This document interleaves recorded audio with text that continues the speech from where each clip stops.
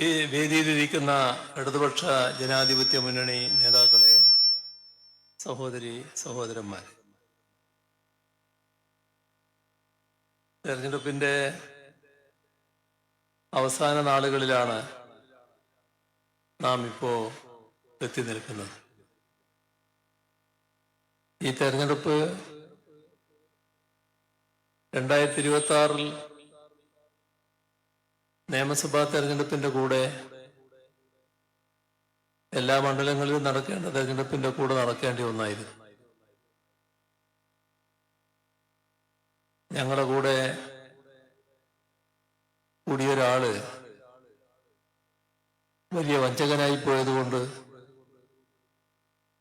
ആ മനുഷ്യൻ കാണിച്ച വഞ്ചനയുടെ ഭാഗമായാണ് ഇത്തരമൊരു തെരഞ്ഞെടുപ്പ് ഇപ്പോ നേരിടേണ്ടി വന്നു. പക്ഷേ ചരിത്രമൊരിക്കലും വഞ്ചനക്കും വഞ്ചകർക്കും മാപ്പ് കൊടുക്കാറില്ല. അതേ നില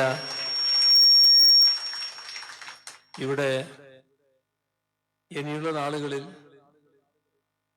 കൂടുതൽ തെളിമയോടെ വ്യക്തമാകാൻ പോവുകയാണ്. നമ്മുടെ തെരഞ്ഞെടുപ്പ് പ്രഖ്യാപനം വന്നപ്പോ ഈ മണ്ഡലത്തില് LDF കൃത്യമായ ഒരു രാഷ്ട്രീയ പോരാട്ടത്തിനാണ് തയ്യാറായിട്ടുള്ളത്. ഞങ്ങള് നിർത്തിയ സ്ഥാനാർത്ഥി ഈ മണ്ഡലം വലിയ തോതിൽ സ്വാഗതം ചെയ്ത ഒരു സ്ഥാനാർത്ഥിയാണ്. അദ്ദേഹത്തിന് ഏത് ചുമതലയും ഭംഗിയായി നിർവഹിക്കാനുള്ള ശേഷിയുണ്ട് എന്ന് നേരത്തെ തന്നെ തെളിയിച്ചിട്ടുള്ളതാണ്. അത്തരമൊരാളെ സ്ഥാനാർത്ഥിയായി പ്രഖ്യാപിച്ചപ്പോൾ ഇപ്പൊ കാണുന്ന അനുഭവം ദിവസം കഴിയുന്തോറും നല്ല രീതിയിൽ സ്വീകാര്യത വർദ്ധിച്ചു വരുന്നു എന്നുള്ളതാണ്. M. സ്വരാജ് ഈ നാട്ടുകാരനാണ്. നാടിന്റെ എല്ലാ സ്പന്ദനങ്ങളും ശരിയായ രീതിയിൽ ഉൾക്കൊണ്ടുകൊണ്ടുള്ള പൊതുപ്രവർത്തനമാണ് ആ സഖാവ് നടത്തി വന്നിട്ടുള്ളത്.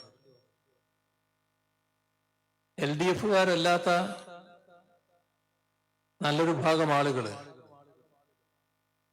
ഈ സ്ഥാനാർത്ഥിത്വം സ്വാഗതം ചെയ്യുന്നു എന്നതാണ് ഉള്ള അനുഭവം. ഇത് വലിയ തോതിൽ അങ്കലാപ്പ് സൃഷ്ടിച്ചിട്ടുണ്ട് ഞങ്ങളുടെ എതിരാളികളിൽ.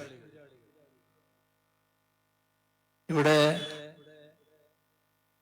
UDF ആ അങ്കലാപ്പ് മറച്ചു വെക്കുന്നില്ല. എങ്ങനെ കാര്യങ്ങൾ തങ്ങളുടെ വശത്താക്കാൻ കഴിയുമെന്ന് ആലോചിക്കുമ്പോൾ എല്ലാ ഭാഗത്തു നിന്നും അവർക്ക് കിട്ടുന്ന പ്രതികരണം ഗുണകരമായിട്ടുള്ളതല്ല. അപ്പോ സാധാരണ നില വിട്ട് കളിക്കാൻ അവർ തയ്യാറാവുകയാണ്. അതാണ് ജമാഅത്തെ ഇസ്ലാമിയെ കൂടെ നിർത്തിയത് എന്നത് നാം കാണണം. ജമാഅത്തെ ഇസ്ലാമി എന്നത് നമ്മുടെ നാട്ടിനെ അപരിചിതമായ ഒന്നല്ല. എല്ലാവർക്കും പരിചിതമായ ഒരു പേരാണ്. എങ്ങനെ കൂടെ കൂട്ടാൻ പറ്റില്ല എന്ന നിലയിൽ നാട് നേരത്തെ ഒരു നിലപാട് സ്വീകരിച്ചിട്ടുണ്ട്. അതിന്റെ ഭാഗമായി കേരളത്തിലെ എല്ലാ മുസ്ലിം സംഘടനകളും അകറ്റി നിർത്തിയ ഒന്നാണ് ജമാഅത്തെ ഇസ്ലാമി. അത് പല ഘട്ടങ്ങളിൽ പരസ്യമാക്കപ്പെട്ട കാര്യമാണ്. ജമാഅത്തെ ഇസ്ലാമിയുടെ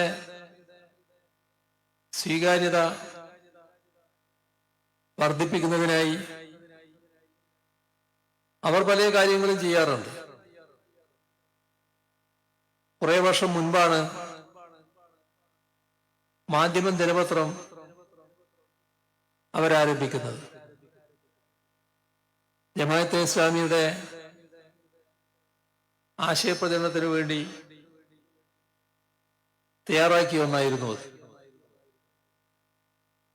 ആ ദിനപത്രത്തിന്റെ ഉദ്ഘാടന ചടങ്ങിൽ അവരുമായി സഹകരിക്കാത്ത ആളുകളെ അടക്കം അവർ പ്രത്യേകമായി ക്ഷണിച്ചു. ആ ക്ഷണിച്ച കൂട്ടത്തില് ഒരു പേര് പാണക്കാട് ശിഹാബ് തങ്ങളായിരുന്നു. ആ പരിപാടിയിൽ ശിഹാബ് തങ്ങൾ പങ്കെടുത്തില്ല. പങ്കെടുക്കാതിരുന്നത് നേരത്തെ മുതൽ സ്വീകരിച്ച ഒരു നിലപാടിന്റെ ഭാഗമായിട്ട് തന്നെയാണ്. ഇത് യാദൃശ്ചികമായി സംഭവിച്ചതല്ല. കുറെ വർഷങ്ങൾ പിന്നിടുന്നു.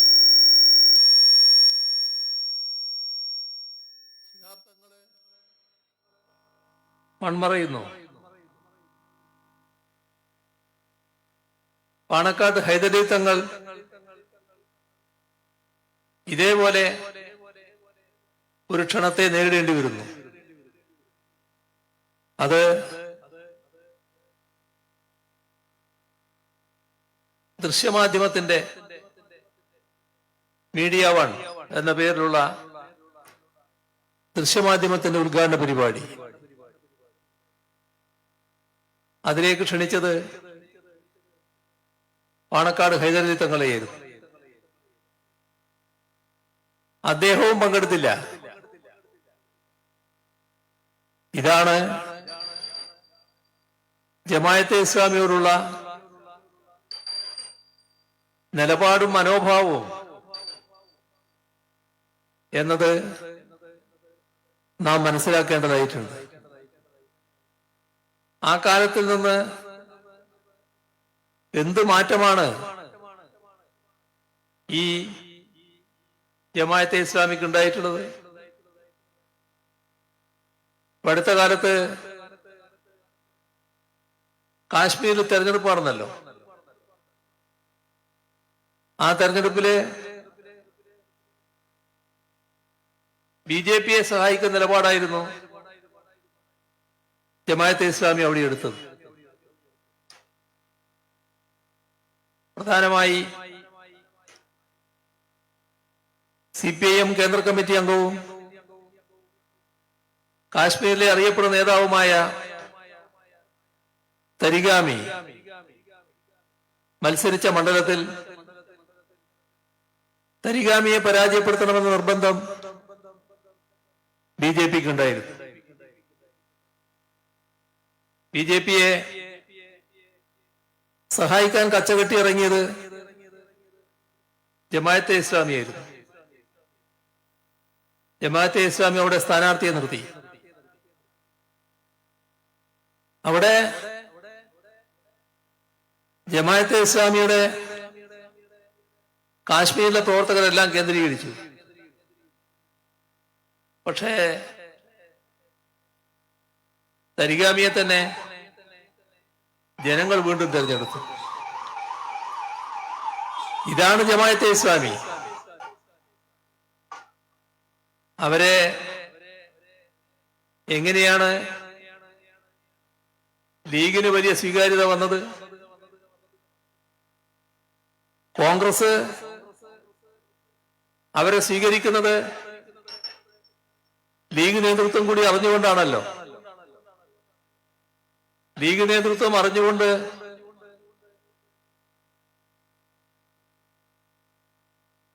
നമ്മുടെ സ്ഥാനാർത്ഥിയുടെ വരവിട്ട് തോന്നുന്നു. അത് കഴിയട്ടെ.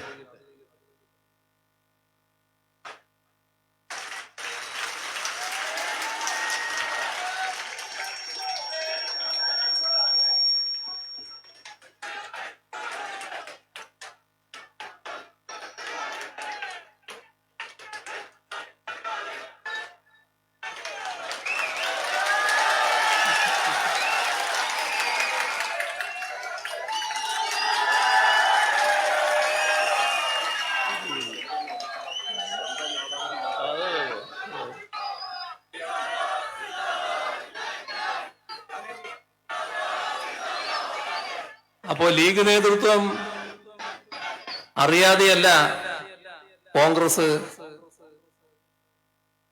ജമാഅത്തെ ഇസ്ലാമിയുമായി ബന്ധപ്പെട്ടത് എന്നത് നേരത്തെ തന്നെ എല്ലാവർക്കും അറിയാമായിരുന്നു.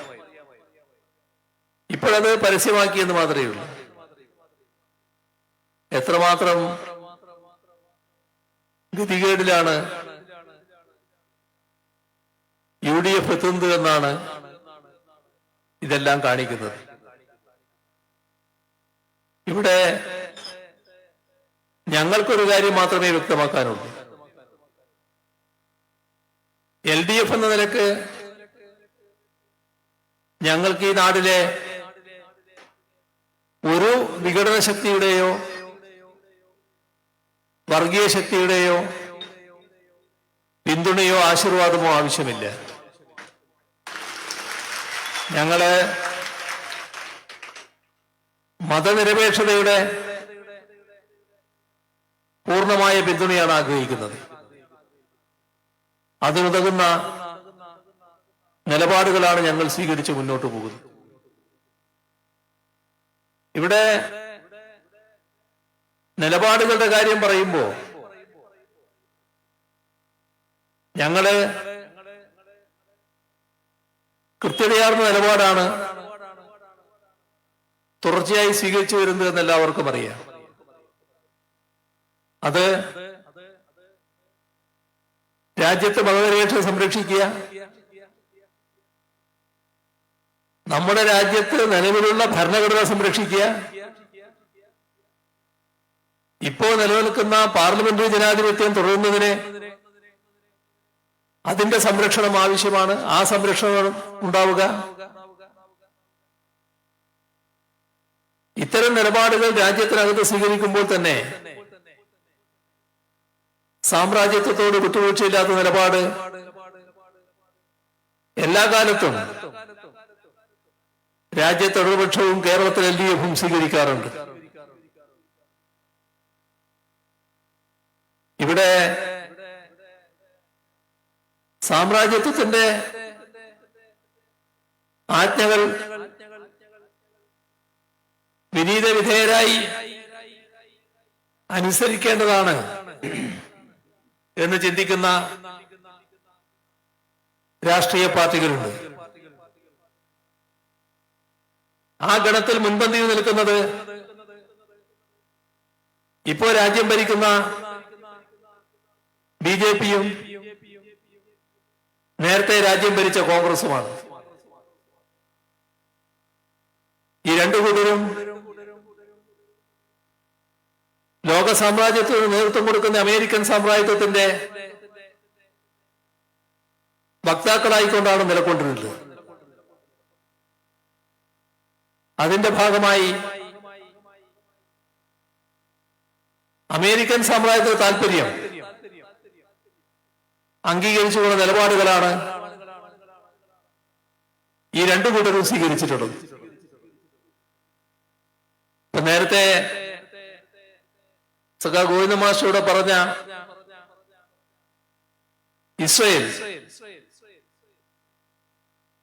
ഇസ്രയേലുമായി ഒരു ബന്ധവുമില്ലാത്തവരായിരുന്നു നമ്മൾ. നമ്മുടെ പാസ്പോർട്ടുകളിൽ ഇസ്രയേലിലേക്ക് പോകാൻ അനുമതിയില്ല എന്ന് നേരത്തെ അടയാളപ്പെടുത്തുമായിരുന്നു. അതായിരുന്നു നമ്മുടെ ബന്ധം.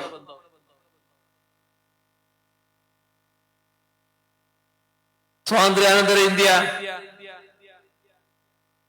പൂർണ്ണമായി പാലസ്തീനോടൊപ്പമായിരുന്നു.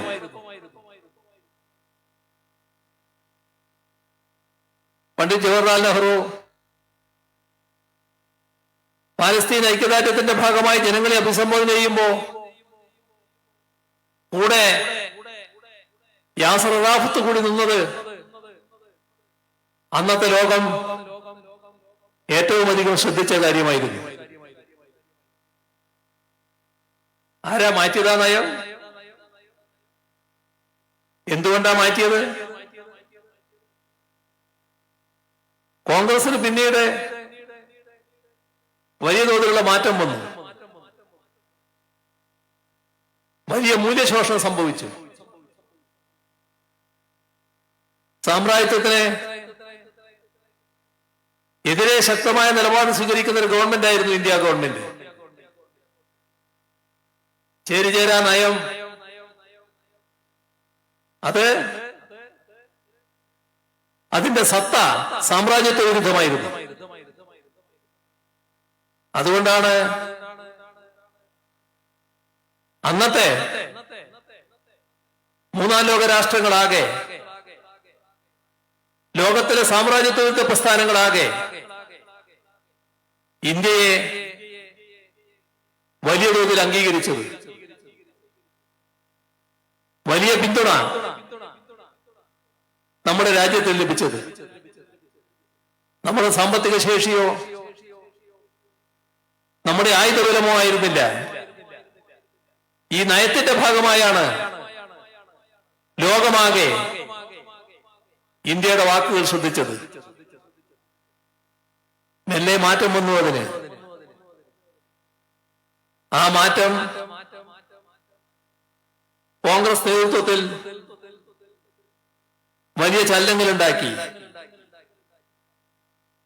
അമേരിക്കയുടെ സമ്മർദ്ദം, ഇസ്രയേലുമായി ചങ്ങാത്തത്തിലേക്ക് ഏർപ്പെടുന്നു. വലിയ ചങ്ങാത്തം, അവരുമായുള്ള ബന്ധമില്ലായ്മ അവസാനിപ്പിക്കുന്നു. പിന്നീട്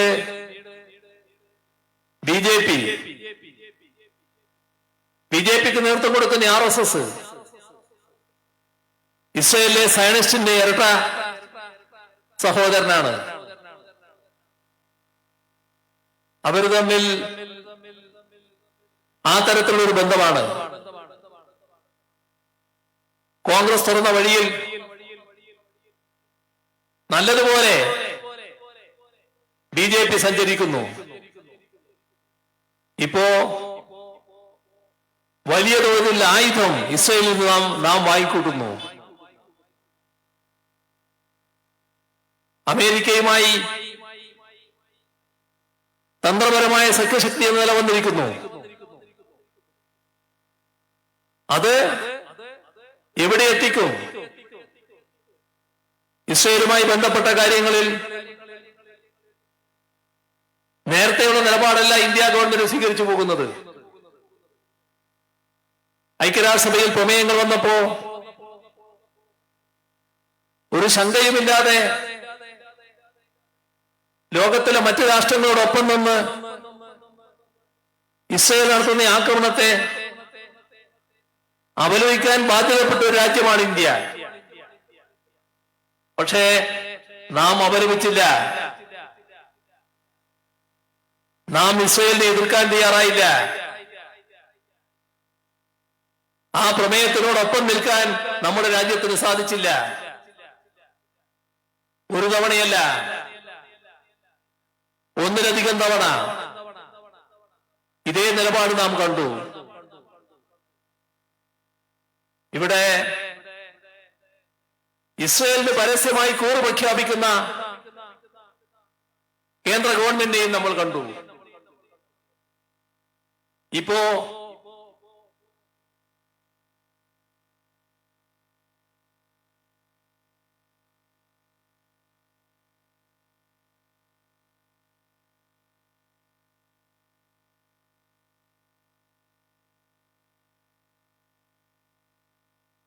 തീർത്തും നെറികെട്ട ഒരാക്രമണമാണ് ഇറാന് നേരെ ഇസ്രയേൽ നടത്തിയത്.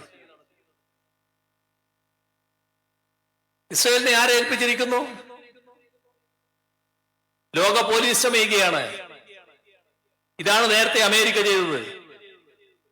അമേരിക്കയുടെ പിന്തുണയുണ്ട് എന്നുള്ളതുകൊണ്ട് എന്തും കാണിക്കാം എന്ന നിലയിലേക്ക് ഇസ്രയേൽ എത്തുന്നു. അങ്ങനെയാണ് ആക്രമണം. അവിടെ നിഷ്ഠുരമായ കൊലപാതകങ്ങൾ നടന്നിരിക്കുന്നു. എല്ലാം സാധാരണഗതിയിൽ രാഷ്ട്രങ്ങൾ പാലിക്കേണ്ട മര്യാദകൾ ലംഘിച്ചുകൊണ്ടാണ്. ആർക്കും അംഗീകരിക്കാൻ കഴിയാത്തൊരു കാര്യമാണ്. എന്തേ അത്തരമൊരു നിലപാടിനെ, അത്തരമൊരു ആക്രമണത്തെ ശക്തമായി അപലപിക്കുന്ന കൂട്ടത്തിലേക്ക് നമുക്ക് ഉയരാൻ കഴിയുന്നില്ല? ഇതാണ് പ്രശ്നം. നമ്മുടെ രാജ്യം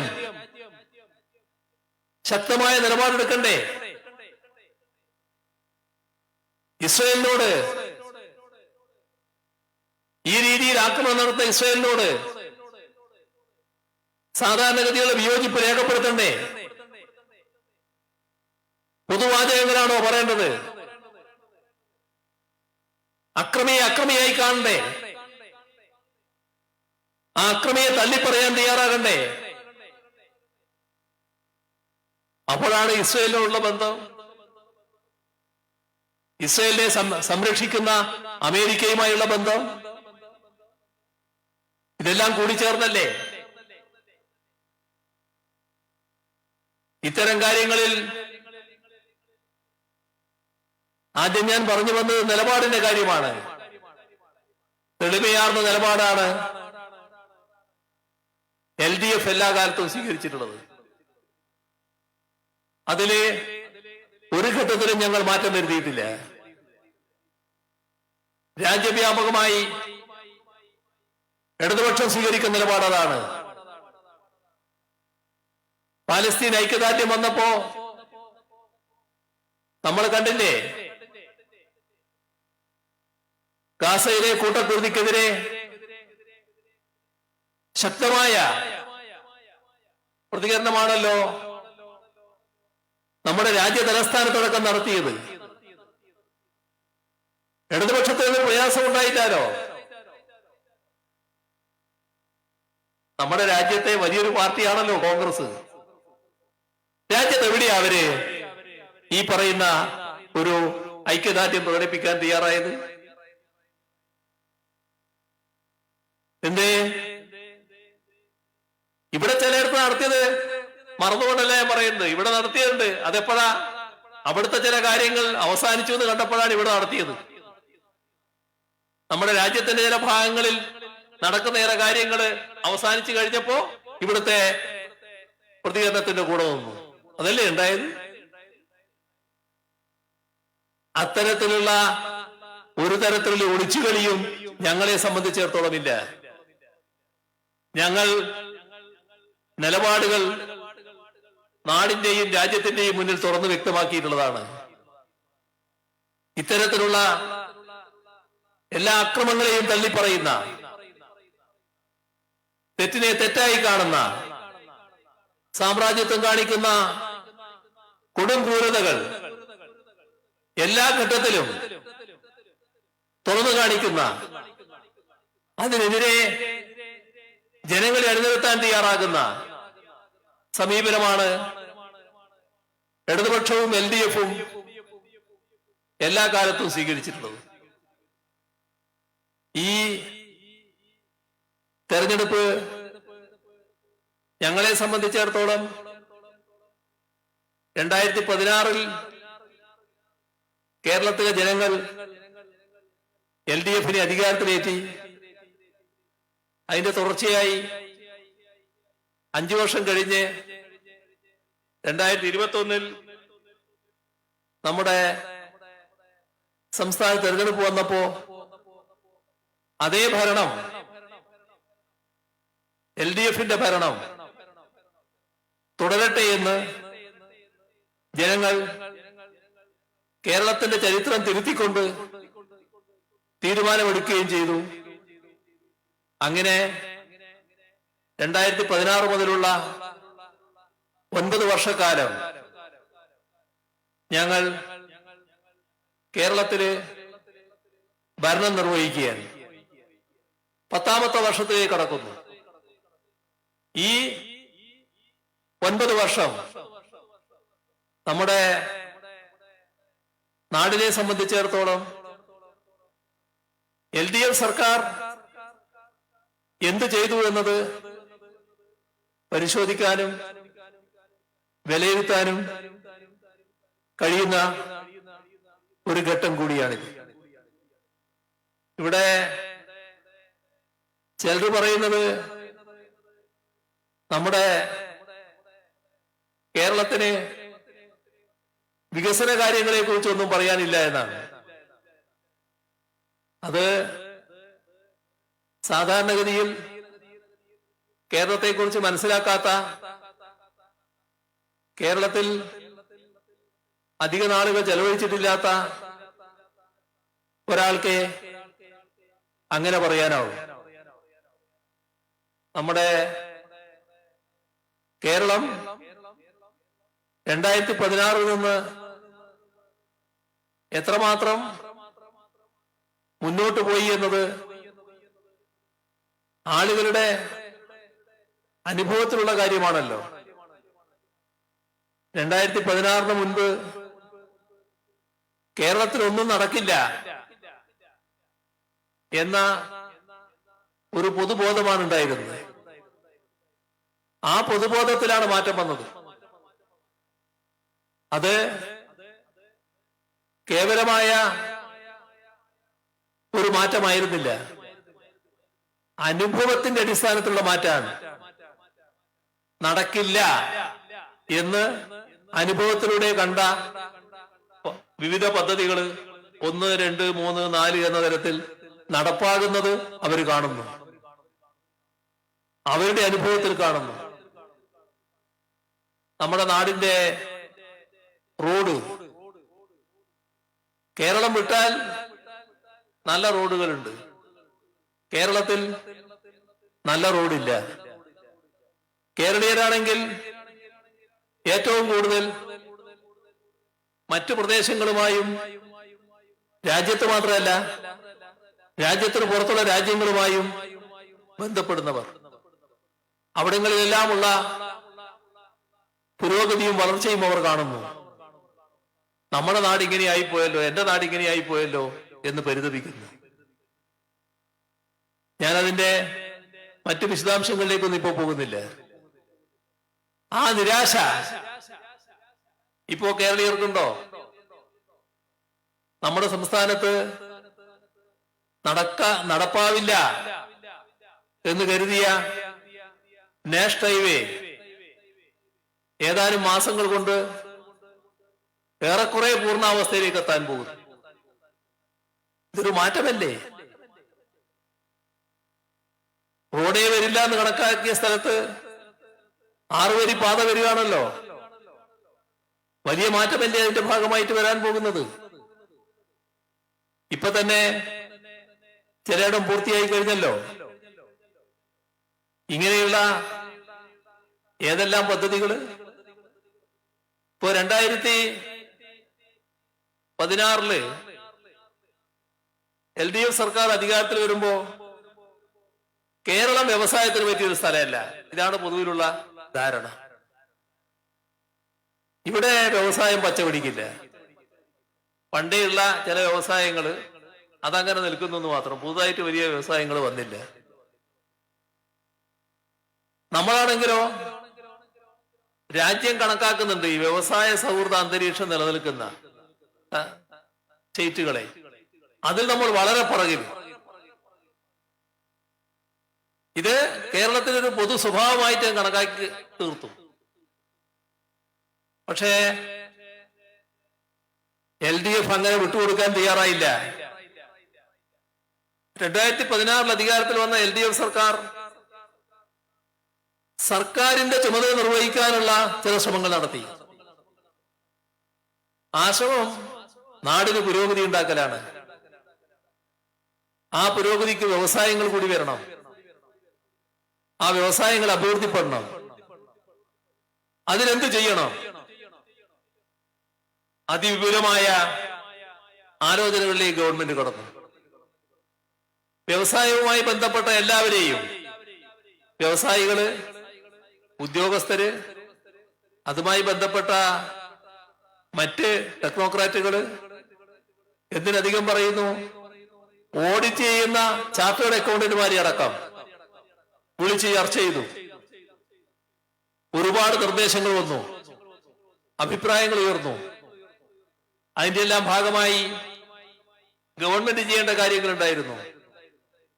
ഒന്ന്, നമ്മുടെ നിയമങ്ങൾ ചിലത് ഭേദഗതി ചെയ്യണം. രണ്ട്, ചട്ടങ്ങൾ ഭേദഗതി ചെയ്യണം. ഇത് രണ്ടും സർക്കാർ ചെയ്തു. മൂന്നാമത്തെ കാര്യം വളരെ പ്രധാനപ്പെട്ടതായിരുന്നു. നമ്മുടെ ഒരു മാനസിക ഘടന ഉണ്ടായിരുന്നു. അത് വ്യവസായങ്ങൾ വരുന്നതിന് അനുകൂലമായിരുന്നില്ല. ആ പൊതു മാനസിക ഘടന മാറണമായിരുന്നു.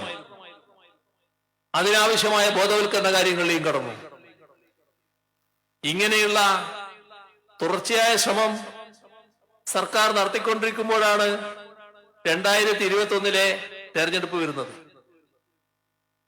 ആ തെരഞ്ഞെടുപ്പിൽ LDF-ന് തുടർഭരണം ജനങ്ങൾ സമ്മാനിച്ചു. അപ്പൊ നേരത്തെ നടത്തി വന്ന പ്രവർത്തനങ്ങള് അതേ രീതിയിൽ തന്നെ, അതേ വേഗതയിൽ മുന്നോട്ട് കൊണ്ടുപോകാൻ ഈ തുടർഭരണത്തിന് സാധിച്ചു. അങ്ങനെയാണ് നമ്മുടെ കേരളം ഇന്ത്യ രാജ്യത്തിലെ സംസ്ഥാനങ്ങൾ എടുത്താൽ നിക്ഷേപ സൗഹൃദ കാര്യത്തിൽ 1-ാം സ്ഥാനം കേരളത്തിലാണ് എന്ന നില നേടുന്നത്. ഇത് യാദൃശ്ചികമായ വീണ് കിട്ടിയതല്ല. ബോധപൂർവമായ ഇടപെടൽ, അത്തരമൊരു നിലയിലേക്ക് നാടിനെ എത്തിക്കുന്നതിന് വേണ്ടി നടത്തിയിട്ടുള്ള കഠിനമായ ശ്രമങ്ങൾ, അതിന്റെ കൂടെ എല്ലാവരും അണിനിരന്നു. അങ്ങനെയാണ് ഈ മാറ്റമുണ്ടായത്. ഇന്നോ നാം തുടങ്ങിയ പല പദ്ധതികളും രാജ്യത്തെ തന്നെ ഏറ്റവും അധികം പ്രശംസിക്കപ്പെട്ട പദ്ധതിയായി മാറി. നമ്മളൊരു സംരംഭക വർഷം, ബെസ്റ്റ് പ്രാക്ടീസ് എന്നാണ് ഇന്ത്യ ഗവൺമെന്റ് അതിനെ വിളിച്ചത്. നിക്ഷേപ സംഗമം കൊച്ചിയിൽ നമ്മൾ നടത്തി. 1.5 ലക്ഷം കോടി രൂപയുടെ നിക്ഷേപ പത്രങ്ങളാണ് ലോകത്തിലെ പ്രധാന കമ്പനികളടക്കം സ്ഥാപനങ്ങളടക്കം വന്ന് ഒപ്പിട്ടത്. അന്ന് 1.5 ഇപ്പോൾ 2 എത്തുകയാണത്. ആ പദ്ധതികൾ പ്രാവർത്തികമാക്കുന്നതിനുള്ള ഫലപ്രദമായ പ്രവർത്തനങ്ങൾ ടാസ്ക് ഫോഴ്സിനെ അടക്കം രൂപീകരിച്ചുകൊണ്ട് നടത്തിക്കൊണ്ടിരിക്കുകയാണ്. അപ്പൊ കേരളത്തിന്റെ മാറ്റമാണ് ഇത് കാണിക്കുന്നത്. ഇത് വ്യാവസായിക രംഗത്ത് മാത്രമല്ല, കാർഷിക രംഗം എടുത്തോളൂ.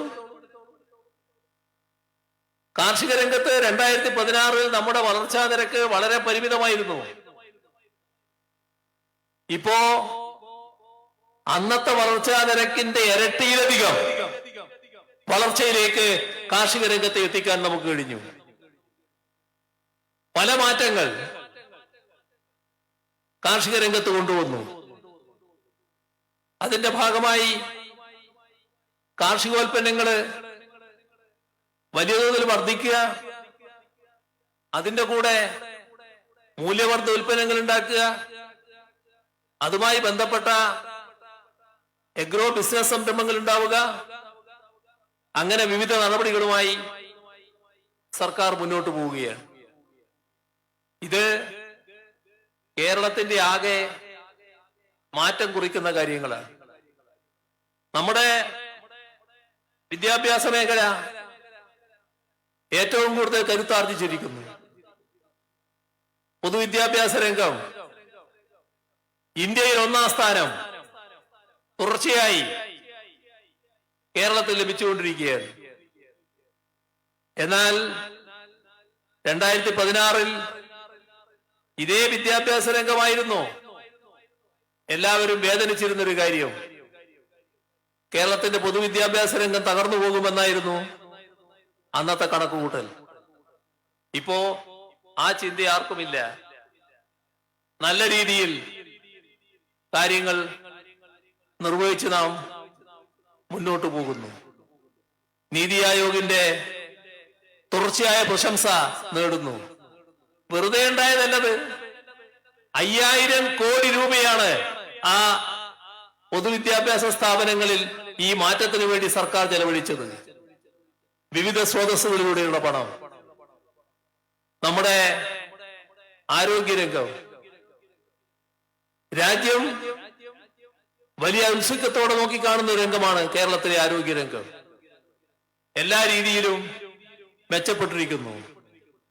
കോവിഡ് ഘട്ടത്തിൽ പോലും മുട്ടുമടക്കേണ്ടി വന്നില്ല. നമ്മുടെ പ്രാഥമികാരോഗ്യ കേന്ദ്രങ്ങൾ മുതൽ മെഡിക്കൽ കോളേജ് ആശുപത്രികൾ വരെ ഇന്നത്തെ കാലത്തിന് അനുസൃതമായ രീതിയിൽ മാറ്റങ്ങൾ കൊണ്ടുവരുന്നതിനാണ് LDF നേതൃത്വം കൊടുത്തത്. അതിന്റെ ഭാഗമായി എല്ലാവർക്കും അനുഭവപ്പെടുമാറുള്ള മാറ്റം ആരോഗ്യ മേഖലയിൽ ഉണ്ടായിരിക്കുന്നു. ഇതെല്ലാം ആർക്കാണ് ഗുണം ചെയ്യുന്നത്? ഇതാണ് നാം ശ്രദ്ധിക്കേണ്ട കാര്യം. കേരളത്തിലെ പൊതുവിദ്യാഭ്യാസ രംഗം ഏറ്റവും മികവുറ്റതാകുന്ന ഒന്നായി മാറുമ്പോ അത് നമ്മുടെ നാടിന്റെ എല്ലാ വിഭാഗം ആളുകൾക്കുമാണ് ഉപകാരപ്പെടുന്നത്. പ്രത്യേകിച്ച് സാമ്പത്തികമായി അധികം ശേഷിയില്ലാത്തവർ. അവർക്ക് കുട്ടികളുടെ വിദ്യാഭ്യാസം പ്രധാനമാണ്. മികവാർന്ന വിദ്യാഭ്യാസം പൊതുവിദ്യാലയങ്ങളിൽ ലഭിക്കുന്നു. നാടിനാണ് അതിന്റെ ഗുണം. ആരോഗ്യരംഗത്ത് കൂടുതൽ മെച്ചപ്പെട്ട ചികിത്സാ സൗകര്യങ്ങൾ ഒരുക്കുമ്പോൾ നമ്മുടെ നാടിന്റെ ആരോഗ്യത്തിനാണ് നന്നാകുന്നത്. നാടിന്റെ ആരോഗ്യത്തിന് ഗുണകരമായി മാറുകയാണ്. പാവപ്പെട്ടവർക്ക് ആശ്രയിക്കാവുന്ന ആശുപത്രികളാണ് സർക്കാർ ആശുപത്രികൾ. അവയാണ് ഏറ്റവും മികവാർന്ന രീതിയിൽ ഇപ്പോ കരുത്താർജിച്ചിട്ടുള്ളത്. അപ്പോ നാടിന്റെ പൊതുവായ ഉന്നമനത്തിനാണ് ഇതെല്ലാം സഹായിക്കുന്നത്. ഈ കൂട്ടത്തിൽ തന്നെയാണ് നമ്മുടെ നാട് വരുന്ന നവംബർ 1 അതിദരിദ്രരില്ലാത്ത ഒരു നാടായി മാറുക എന്ന നില കേരളം സ്വീകരിക്കുന്നത്. നവംബർ 1 കേരളത്തിലെ ഒരു കുടുംബവും അതിദരിദ്ര കുടുംബമായിട്ടുണ്ടാവില്ല.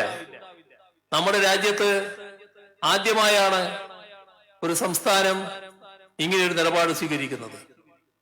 മറ്റേതെങ്കിലും ഒരു സംസ്ഥാനത്തിന് ഇത്തരമൊരു കാര്യം ആലോചിക്കാൻ പോലും കഴിയില്ല. ഇന്ന് രാജ്യത്തെ ഏറ്റവും ദാരിദ്ര്യം കുറഞ്ഞ സംസ്ഥാനമാണ് കേരളം. രാജ്യത്തെ വിലക്കയറ്റം വളരെ പ്രസിദ്ധമാണ്. എല്ലായിടങ്ങളിലും വില കയറിക്കൊണ്ടിരിക്കുന്നു. എന്നാൽ പൊതുവായ കണക്കുകൾ എടുത്താൽ രാജ്യത്ത് ഏറ്റവും കുറവ് വിലക്കയറ്റം അനുഭവപ്പെടുന്നത് കേരളത്തിലാണ്. സാധാരണഗതിയിൽ ഒരു ഉപഭോക്തൃ സംസ്ഥാനമായ നമ്മുടെ കേരളത്തില് വലിയ തോതിൽ വിലക്കയറ്റം അനുഭവപ്പെടേണ്ടതാണ്. എന്തുകൊണ്ടാണ് വിലക്കയറ്റം അങ്ങനെ അനുഭവപ്പെടാത്തത്?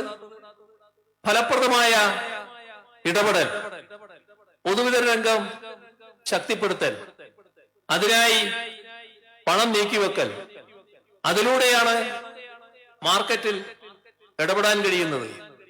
അങ്ങനെയാണ് വിലക്കയറ്റത്തെ ഒരു പരിധിയോളം തടുത്തു നിർത്താൻ കഴിഞ്ഞത്. നമ്മള് വികസന കാര്യങ്ങൾ ശ്രദ്ധിക്കുന്നതോടൊപ്പം തന്നെ ക്ഷേമപ്രവർത്തനങ്ങളിലും വലിയ മാറ്റങ്ങൾ സൃഷ്ടിക്കാൻ കഴിഞ്ഞു എന്നതാണ് അനുഭവത്തിൽ കാണാൻ കഴിയുക. ക്ഷേമപ്രവർത്തനങ്ങളില്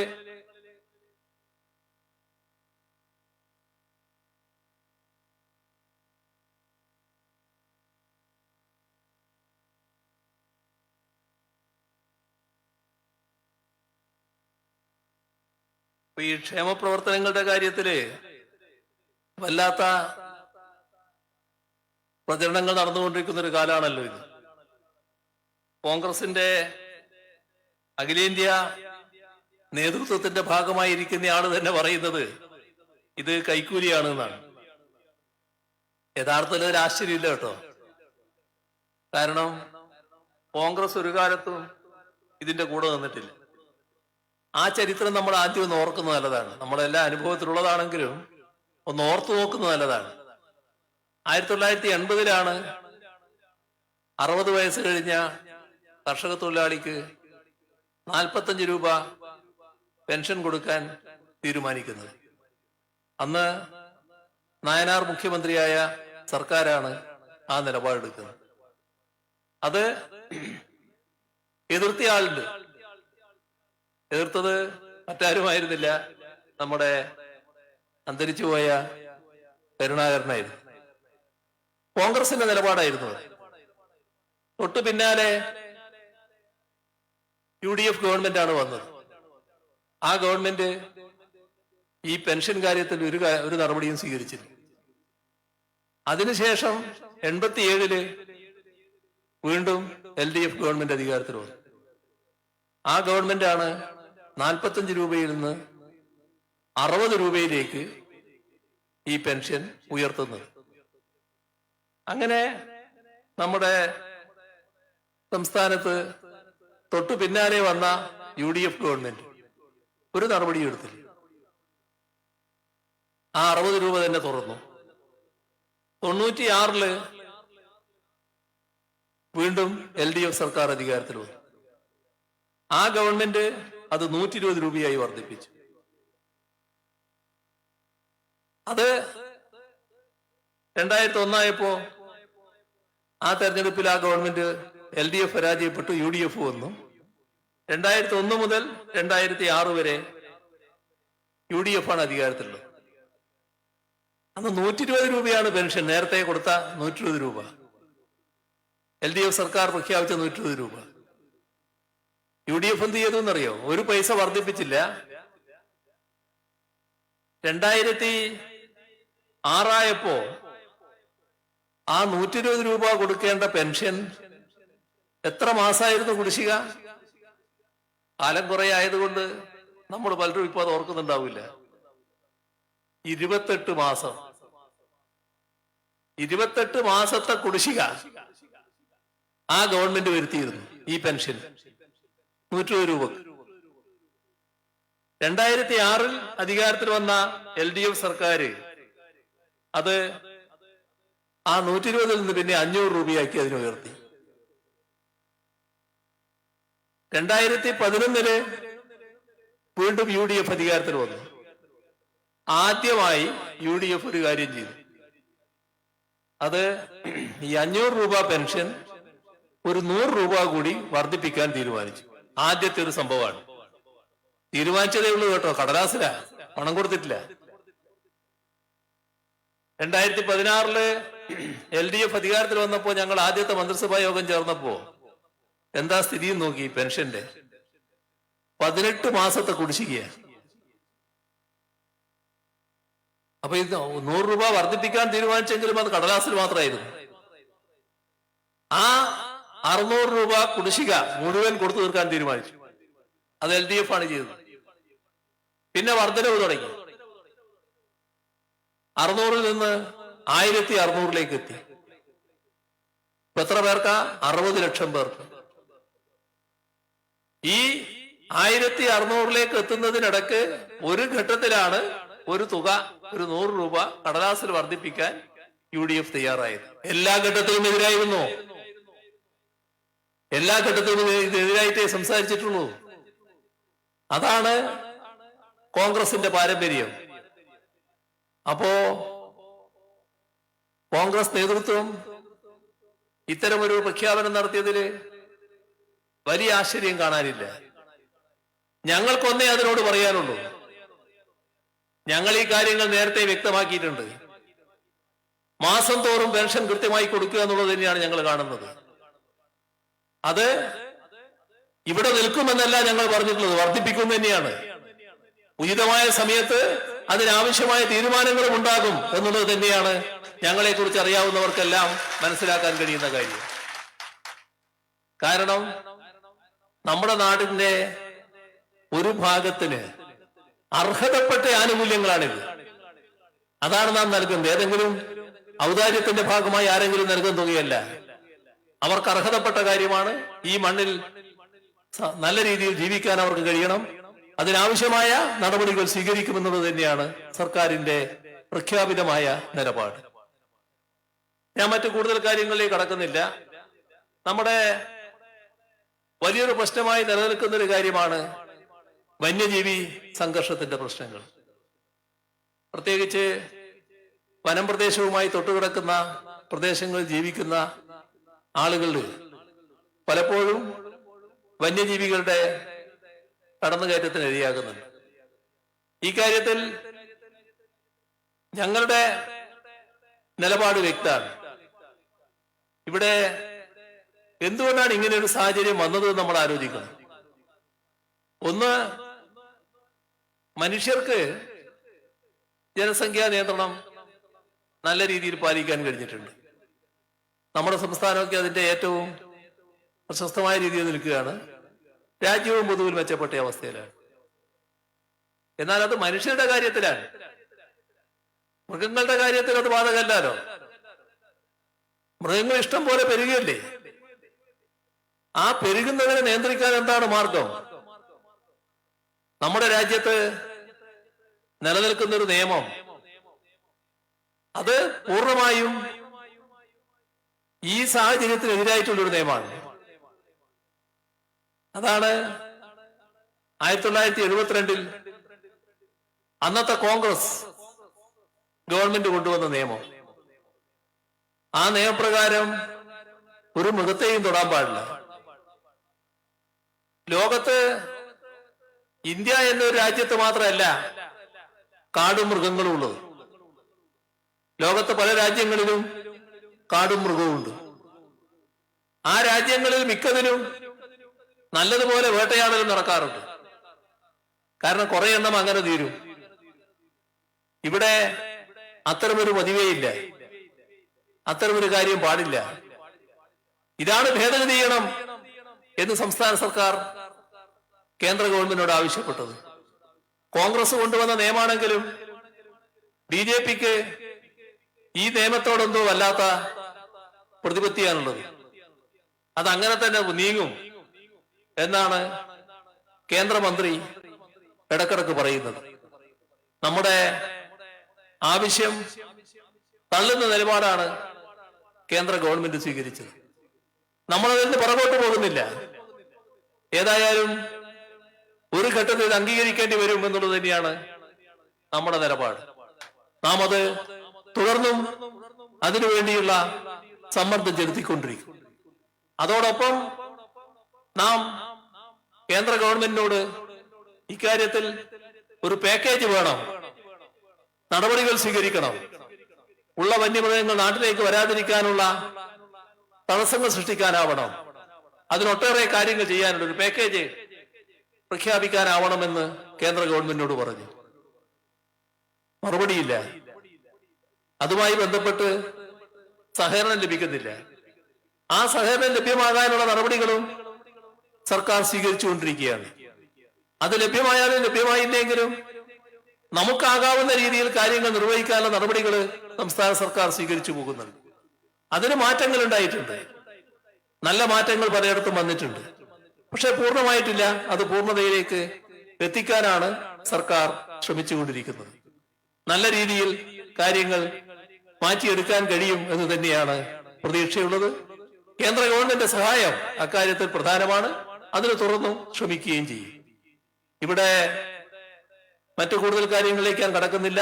തെരഞ്ഞെടുപ്പിന്റെ 11ാം മണിക്കൂറിലാണ്. സ്വരാജിനെ നിങ്ങളുടെ മുന്നിൽ ആരും പരിചയപ്പെടുത്തേണ്ട കാര്യമില്ല. ഒരു കാര്യം മാത്രമേ നിങ്ങൾ ചെയ്യേണ്ടതുള്ളൂ. സ്വരാജിനെ അരിവാചുറ്റിക നക്ഷത്രം അടയാളത്തിൽ വോട്ട് രേഖപ്പെടുത്തി വലിയ ഭൂരിപക്ഷത്തോടെ വിജയിപ്പിച്ച് തിരുവനന്തപുരത്തേക്ക് അയക്കുക.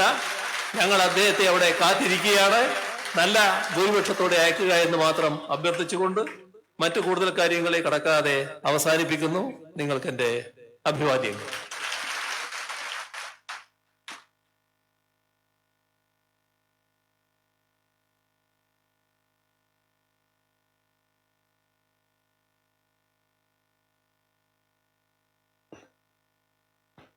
അടുത്തതായി നമ്മുടെ നാടിന്റെ പൊന്നോമനപുത്രൻ പ്രിയപ്പെട്ട സ്വരാജ് ഇതിനോട് സംസാരിക്കും.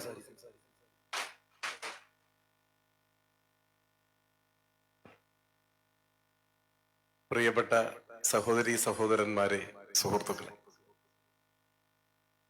കഴിഞ്ഞ 2 ദിവസമായി നമ്മുടെ നിയോജക മണ്ഡലത്തിൽ പരക്കെ മഴ പെയ്തുകൊണ്ടിരിക്കുകയാണ്. ഞാൻ ഇങ്ങോട്ട് വരുമ്പോൾ ഇവിടെയും മഴ പെയ്യുകയാണ്. ഇപ്പോ തകർത്ത് പെയ്യുന്നില്ലെങ്കിലും വളരെ ചെറുതായി മഴ ഇപ്പോഴും പെയ്യുന്നുണ്ട്. പന്തലിന് പുറത്ത് എല്ലാവരും കുട നിവർത്തിയാണ് നിൽക്കുന്നത്. ഇങ്ങനെ തോരാതെ മഴ പെയ്തിട്ടും സ്ഥാനാർത്ഥി പര്യടന പരിപാടിയുടെ ഭാഗമായ സ്വീകരണ കേന്ദ്രങ്ങൾ മഴയുടെ തടസ്സം കാരണം ഒരു സ്വീകരണ കേന്ദ്രം പോലും നമുക്ക് ഉപേക്ഷിക്കേണ്ടി വന്നില്ല എന്നതാണ് ഈ പര്യടനത്തിലെ ഏറ്റവും പ്രത്യേകത. എന്ന് വെച്ചാൽ മഴ നനഞ്ഞും നനയാതെയുമൊക്കെ തോരാതെ മഴ പെയ്യുമ്പോഴും ഓരോ സ്വീകരണ കേന്ദ്രങ്ങളിലും നൂറുകണക്കിന് ആളുകൾ ആവേശപൂർവ്വം കടന്നു വന്നു. മഴ മഴയുടെ വഴിയെ പോകുന്നു, സ്വീകരണങ്ങൾ സ്വീകരണത്തിന്റെ വഴിയെ പോകുന്നു. എത്ര തോരാതെ മഴ പെയ്താലും ഞങ്ങളുടെ ആവേശം തണുത്തു പോവില്ല എന്ന പ്രഖ്യാപനമാണ് എല്ലാവരും നടത്തുന്നത്. അതൊരു ദൃഢനിശ്ചയമാണ്. ഇവിടെയും അത് പ്രകടമാണ്. ഈ നാടാകെ ഇവിടെ ഒത്തുകൂടുന്നുമുണ്ട്. ഇവിടെ ബഹുമാന്യനായ മുഖ്യമന്ത്രിയും CPIM സംസ്ഥാന സെക്രട്ടറിയും ഇതിനോടകം ഇവിടെ സംസാരിച്ചിട്ടുണ്ട്. ഇടതുപക്ഷ ജനാധിപത്യ മുന്നണിയുടെ സമാദരണീയരായ നേതാക്കന്മാരെല്ലാവരും ഇവിടെ വേദിയിൽ സന്നിഹിതരുമാണ്. എടക്കര പഞ്ചായത്തിലെ സ്ഥാനാർത്ഥി പര്യടന പരിപാടി ഇടയ്ക്ക് വെച്ചൊന്ന് നിർത്തിവെച്ചാണ് ഇങ്ങോട്ട് വന്നത്. തിരിച്ചു പോയിട്ടത് പുനരാരംഭിക്കേണ്ടതുണ്ട്. അതുകൊണ്ട് മാത്രമാണ് ഇടതുപക്ഷ ജനാധിപത്യ മുന്നണി നേതാക്കന്മാർ സംസാരിക്കുന്നതിന് മുൻപായി 2 വാക്ക് ഇവിടെ സംസാരിക്കാമെന്ന് കരുതിയത്. ഞാൻ ദീർഘമായ ഒരു വോട്ടഭ്യർത്ഥന പ്രസംഗത്തിലേക്ക് കടന്നു പോകണമെന്ന് കരുതുന്നതേയില്ല. ഇവിടെ നാടാകെ ഒരു മാറ്റം പ്രകടിപ്പിക്കുന്നു. അത് കഴിഞ്ഞ 9 വർഷം കേരളത്തിലുണ്ടായ മാറ്റങ്ങൾ. ആ മാറ്റങ്ങൾ സ്വന്തം ജീവിതത്തിൽ അനുഭവിച്ചതിന്റെ ഭാഗമായി ജനങ്ങൾ സ്വീകരിക്കുന്ന ഒരു നിലപാടാണ്. ഇനി ആരെങ്കിലും കേരളത്തിന്റെ ചരിത്രം എഴുതുമ്പോൾ ഏതെങ്കിലും ഒരു കാലത്തെ കേരളത്തിന്റെ സുവർണകാലം എന്ന് വിശേഷിപ്പിക്കാമെങ്കിൽ ഉറപ്പാണ് അത് പോയ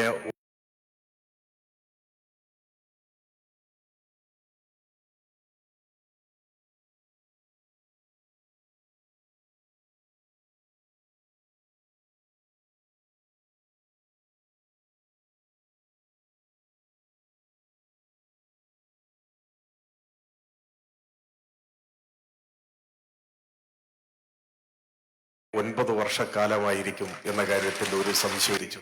60 ലക്ഷം പേർ, പ്രതിമാസം 1600 രൂപ. എത്ര വലിയൊരു ആശ്വാസമാണ് നമ്മുടെ നാട്ടിൽ വലിയൊരു ജനവിഭാഗങ്ങൾ അനുഭവിക്കുന്നത്. 2 ആഴ്ച മുൻപ് സ്കൂൾ തുറന്നു. സ്കൂൾ തുറക്കുന്നതിന് മുൻപ് പാഠപുസ്തകങ്ങൾ കുട്ടികളുടെ കയ്യിലെത്തി. മുൻപ് നമുക്ക് ഓർമ്മയുണ്ട്, സ്കൂൾ തുറന്ന് മാസങ്ങൾ പിന്നിട്ട് ഓണപരീക്ഷയായിട്ടും പുസ്തകങ്ങളില്ല. എത്ര വലിയ പ്രക്ഷുബ്ധമായ സാഹചര്യങ്ങൾ അന്ന് വിദ്യാഭ്യാസ രംഗത്തുണ്ടായി. അന്ന് മന്ത്രി പറഞ്ഞ ന്യായം ഇപ്പോഴും അദ്ദേഹത്തെ പരിഹാസ്യനാക്കിക്കൊണ്ട് അന്തരീക്ഷത്തിലുണ്ട്. നമ്മുടെ നാട്ടിൽ ഇത്തരത്തിലുള്ള വലിയ മാറ്റങ്ങൾ, ആശുപത്രികൾ, സ്കൂളുകൾ, റോഡുകൾ എല്ലാം മാറിക്കൊണ്ടേയിരിക്കുകയാണ്. ഈ മാറ്റങ്ങളെല്ലാം തുടരണം എന്നാണ് നമ്മുടെ നാട് ആഗ്രഹിക്കുന്നത്. ഈ മാറ്റങ്ങൾ തുടരണമെങ്കിൽ നമ്മുടെ നാട് ഇടതുപക്ഷത്തെ കൂടുതൽ ശക്തിപ്പെടുത്തേണ്ടതായിട്ടുണ്ട്. നമ്മുടെ നാട്ടിലുള്ളവരെല്ലാം ഇത്തരം മാറ്റങ്ങൾ സ്വീകരിക്കുന്നവരും ആ നന്മകൾ തുടരണം എന്നാഗ്രഹിക്കുന്നവരുമാണ്. അതിൽ രാഷ്ട്രീയ ഭേദമൊന്നുമില്ല. ഇപ്പൊ പോത്തുകല്ലിൽ എല്ലാ പാർട്ടിയിലും പെട്ട ആളുകളുണ്ട്. എല്ലാവരും നമ്മുടെ സുഹൃത്തുക്കളാണ്, നമ്മുടെ സഹോദരങ്ങളാണ്. രാഷ്ട്രീയമായ ഭിന്നാഭിപ്രായത്തിന്റെ പേരിൽ എന്തെങ്കിലും ശത്രുതയോ വിദ്വേഷമോ നമ്മുടെ ഒന്നും ഇടയിലില്ല. വ്യത്യസ്തമായ രാഷ്ട്രീയ നിലപാടുകൾ സ്വീകരിക്കുമ്പോഴും പക്ഷെ നാട്ടിലുണ്ടായ ഈ നല്ല മാറ്റങ്ങളെ അവരെല്ലാം ഉള്ളിൽ അംഗീകരിക്കുകയും സ്വീകരിക്കുകയും ചെയ്യുന്നുണ്ട്. പോത്തുകല്ലിലെ ഏതെങ്കിലും ഒരു കോൺഗ്രസ് പ്രവർത്തകൻ കോൺഗ്രസ് ആയി എന്ന കാരണം കൊണ്ട് കോൺഗ്രസ് ഭരണകാലത്തേതുപോലെ പവർ കട്ട് തിരിച്ചു വരണം എന്നാഗ്രഹിക്കുമോ എന്നതാണ് ചോദ്യം. ഒരു സാധ്യതയുമില്ല. UDFന്റെ കാലത്തേതുപോലെ പരീക്ഷക്കാലത്തും പാഠപുസ്തകങ്ങൾ കിട്ടരുത് എന്നാഗ്രഹിക്കുമോ? ഇല്ല. ക്ഷേമ പെൻഷൻ നിന്നു പോണം എന്ന് ചിന്തിക്കുമോ? അതിനൊന്നും സാധ്യതയില്ല. രാഷ്ട്രീയം പലതാണെങ്കിലും നാട്ടിലുണ്ടായ നല്ല മാറ്റങ്ങൾ എല്ലാവരും അംഗീകരിക്കുന്ന മാറ്റങ്ങളാണ്. അതാണ് പ്രത്യേകത. അതുകൊണ്ട് ഇവിടെ ഒത്തുകൂടിയിരിക്കുന്ന പ്രിയപ്പെട്ടവരോട് എനിക്ക് ഓർമ്മപ്പെടുത്താനുള്ളത്, നമ്മുടെ നാട്ടിലെ ഈ നല്ല മാറ്റങ്ങളെല്ലാം തുടരാൻ, ക്ഷേമ പെൻഷനുകൾ നിന്നു പോകാതിരിക്കാൻ, ലൈഫിൽ ബാക്കിയുള്ളവർക്ക് കൂടി വീട് കിട്ടാൻ, ഇനി ഒരിക്കലും കേരളത്തിൽ പവർ കട്ട് ഉണ്ടാവാതിരിക്കാൻ, ഇപ്പോഴുള്ളതുപോലെ എല്ലാ കാലവും സ്കൂൾ തുറക്കുന്നതിന് മുൻപേ കുട്ടികൾക്ക് പാഠപുസ്തകങ്ങൾ കിട്ടാൻ, കൂടുതൽ നല്ല ആശുപത്രികളും റോഡുകളും പാലങ്ങളും എല്ലാം ഉണ്ടാവാൻ, വീട്ടമ്മമാരുടെ പെൻഷൻ പദ്ധതി എത്രയും പെട്ടെന്ന് ആരംഭിക്കാനൊക്കെ ഇടതുപക്ഷം ശക്തിപ്പെടണം.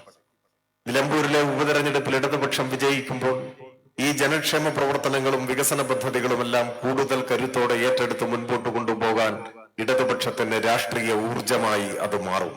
അതൊരു പ്രചോദനമായി മാറും. അതുവഴി നമ്മുടെ നാടും പുരോഗമിക്കും. നിലമ്പൂരിലും പുതിയ വികസനത്തിന്റെ പന്ഥാവിലേക്ക് കാലെടുത്തു വെക്കാനാവും. നിലമ്പൂരിന് അനുയോജ്യമായ പ്രായോഗികവും ശാസ്ത്രീയവുമായ വികസന പദ്ധതികൾ ആവിഷ്കരിക്കാനും അതിന്റെ പ്രാരംഭ നടപടികളിലേക്കെങ്കിലും കടക്കാൻ കഴിഞ്ഞാൽ പോലും അതൊരു വലിയ നേട്ടമായിരിക്കും. ഏതാനും മാസങ്ങൾ മാത്രമുള്ള നിയമസഭയുടെ കാലാവധിക്കുള്ളിൽ വലിയ മഹാത്ഭുതങ്ങൾ നിലമ്പൂരിന്റെ മണ്ണിൽ സംഭവിക്കും എന്നൊന്നും നമ്മൾ അവകാശപ്പെടുന്നില്ല. പക്ഷെ ചില പുതിയ തുടക്കങ്ങൾ തീർച്ചയായും അതിന് നമുക്ക് സാധിക്കും. ആ തുടക്കമിട്ടാൽ, ആ തുടക്കം ഒരു അടിത്തറയായി മാറിയാൽ, ആ തുടക്കത്തിൽ നിന്നും ഭാവി നിലമ്പൂരിനെ കെട്ടിപ്പടുക്കാൻ നമുക്കാവും. 2026 വീണ്ടും കേരളം വിധി എഴുതുമ്പോൾ, തുടർച്ചയായ 3ാം ഇടതുപക്ഷ സർക്കാർ അധികാരമേൽക്കുമ്പോൾ ആ അടിത്തറയിൽ നിന്നും നിലമ്പൂരിനെ നമുക്ക് പുതിയ ഉയരങ്ങളിലേക്ക് കൈപിടിച്ചെത്തിക്കാനാവും എന്ന കാര്യം ഉറപ്പാണ്. അതുകൊണ്ട് ഈ തുടക്കവും വളരെ പ്രാധാന്യമർഹിക്കുന്ന ഒന്നാണ്. അതുകൊണ്ട് ഈ പോത്തുകല്ലിന്റെ മണ്ണിൽ ഒത്തുകൂടിയിരിക്കുന്നവർ എല്ലാവരും നാട്ടുകാരും സുഹൃത്തുക്കളും പരിചയക്കാരും ഒക്കെയാണ്. എനിക്ക് നിങ്ങളോട് ഇനി കൂടുതൽ സംസാരിക്കാനോ പ്രസംഗിക്കുകയോ ചെയ്യേണ്ട കാര്യമില്ല. എനിക്ക് വിനയപൂർവ്വം നിങ്ങളെ ഓർമ്മപ്പെടുത്താനുള്ളത്, ഇനിയുള്ള സമയം എല്ലാ വ്യത്യസ്തമായ ചിന്താഗതികൾക്കും അതീതമായി കൂടുതൽ നല്ലൊരു കേരളം യാഥാർത്ഥ്യമാക്കാൻ, കൂടുതൽ വികസനോന്മുഖമായ ഒരു നിലമ്പൂർ യാഥാർത്ഥ്യമാക്കാൻ ഇടതുപക്ഷ ജനാധിപത്യ മുന്നണി സ്ഥാനാർത്ഥിയായി മത്സരിക്കുന്ന എനിക്ക് ചുറ്റിക അരിവാൾ നക്ഷത്രമടയാളത്തിൽ വോട്ടുകൾ രേഖപ്പെടുത്തുന്നതോടൊപ്പം നമ്മുടെ നാട്ടിലെ എല്ലാവരുടെയും വോട്ട് നാടിന്റെ നാളെയെ കരുതി വികസനോന്മുഖമായ ഒരു നിലമ്പൂരിനു വേണ്ടി ഇത്തവണ ഇടതുപക്ഷത്തിന് ചെയ്യണം എന്ന് സ്നേഹപൂർവ്വം ഓർമ്മപ്പെടുത്താനും നിങ്ങൾ എല്ലാവരും രംഗത്തിറങ്ങണം എന്ന് ഞാൻ അഭ്യർത്ഥിക്കുന്നു. പോരാതെ മഴ പെയ്യുമ്പോഴും ആ മഴയെല്ലാം അവഗണിച്ച്, നമ്മുടെ പഞ്ചായത്തിന്റെ പ്രത്യേകത എത്രയെത്ര ദൂരസ്ഥലങ്ങളിൽ നിന്നാണ് ഇവിടെ പോത്തുകല്ലിലേക്ക് വരിക. ഒരൊറ്റ ഗ്രാമപഞ്ചായത്താണെങ്കിലും ഇതിന്റെ പല മുക്കും മൂലയും വളരെയേറെ പഞ്ചായത്ത് കേന്ദ്രത്തിൽ നിന്നും ദൂരമുള്ളതാണ്. നല്ല മഴയുള്ളപ്പോ എത്രയോ ദൂരം സഞ്ചരിച്ചു വേണം ഇവിടെ എത്താൻ. പക്ഷേ ആ മഴയെല്ലാം അവഗണിച്ച് ആത്മവിശ്വാസത്തോടെ ഇവിടെ കടന്നു വന്നിരിക്കുകയാണ്. മഴയായാലും എന്തു തന്നെയായാലും ഇത്തവണ നിലമ്പൂർ തിളക്കമാർന്ന വിജയം ഇടതുപക്ഷത്തിന് ഞങ്ങൾ നേടിക്കൊടുക്കും എന്ന ആത്മവിശ്വാസമാണ് നിങ്ങളുടെ കണ്ണുകളിൽ സ്ഫുരിക്കുന്നത്. നമുക്കിനിയുള്ള ദിവസം ഒരുമിച്ച് ഒരേ മനസ്സോടെ നാടിനു വേണ്ടി ഇടതുപക്ഷ വിജയം യാഥാർത്ഥ്യമാക്കാൻ പരിശ്രമിക്കാം എന്ന് മാത്രം ആശിച്ചുകൊണ്ട് ഒരിക്കൽ കൂടി ഇവിടെ ഒത്തുകൂടിയ എന്റെ പ്രിയപ്പെട്ടവരെ സ്നേഹപൂർവ്വം അഭിവാദ്യം ചെയ്തുകൊണ്ട് ഞാൻ എന്റെ എളിയ വാക്കുകൾ അവസാനിപ്പിക്കുന്നു. അഭിവാദം.